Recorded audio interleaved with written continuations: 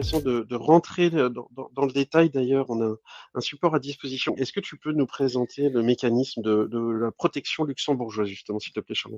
La protection du Luxembourg, donc j'ai parlé du rating, le fameux triangle de sécurité adossé au fameux super privilège. Donc ça signifie très simplement que le souscripteur est créancier de premier rang sur les actifs qu'il place dans un contrat d'assurance vie luxembourgeois ou de capitalisation.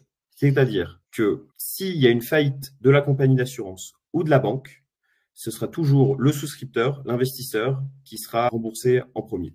Tous les actifs qui sont liés à des investissements dans des contrats luxembourgeois sont déposés auprès d'une banque dépositaire. Les dépôts qui sont faits auprès de ces différentes banques, qui sont distincts des actifs de la compagnie d'assurance. C'est en ça que les actifs du souscripteur sont protégés.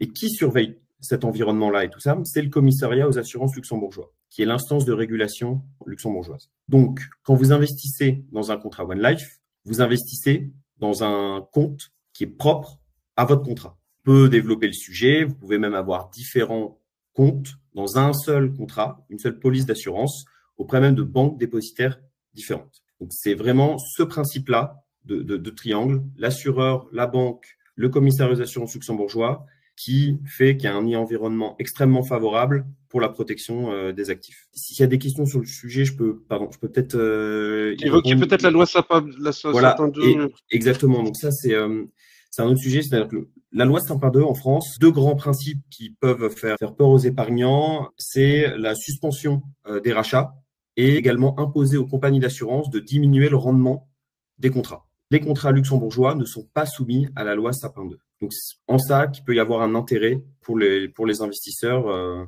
qui ne souhaitent pas être soumis à la loi Sapin 2. C'est vraiment les deux grands principes qu'on entend à chaque fois que quelqu'un réfléchit. Est-ce que je passe au Luxembourg? Voilà, dans quel but? Ne pas être soumis à la loi Sapin 2 parce que je ne veux pas que mes rachats soient bloqués dans le temps et je ne veux pas que ma compagnie d'assurance française se voit imposer un taux dans un environnement de taux bas, hein, bien évidemment, tout ça. Je veux pouvoir avoir accès à mon épargne sans être bloqué. On a une question que je relais. On a beaucoup de questions. Je peux pas les relayer toutes maintenant, en tout cas. Les actifs sont-ils totalement sécurisés? Alors, non.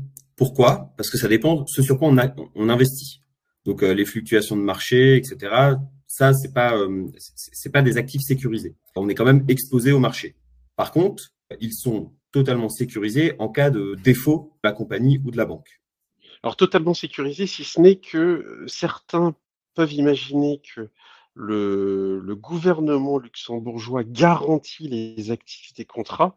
Oui. Je pense que c'est important de préciser que ce n'est pas le cas. On l'a entendu, on a pu l'entendre par effectivement, c'est pas le gouvernement, c'est le commissariat aux assurances luxembourgeois, donc qui est quand même une instance du gouvernement, mais qui régule tout ce secteur et qui impose ces différentes règles aux compagnies d'assurance. Si on résume une fois de plus, le niveau de protection, c'est le niveau le plus protection maximum qu'on puisse connaître pour protéger son épargne grâce au triangle de sécurité que tu viens de nous présenter et lié au super privilège. C'est-à-dire que s'il y a effectivement, par exemple, un assureur qui fait défaut, qui fait faillite, le détenteur du contrat d'assurance vie, l'assuré, est un créancier super privilégié. Il est de premier rang et à partir du moment où donc ça lui permet, ce qui n'est pas le cas en France. Pour en savoir plus, découvrez notre épisode complet sur l'assurance vie de droit luxembourgeois.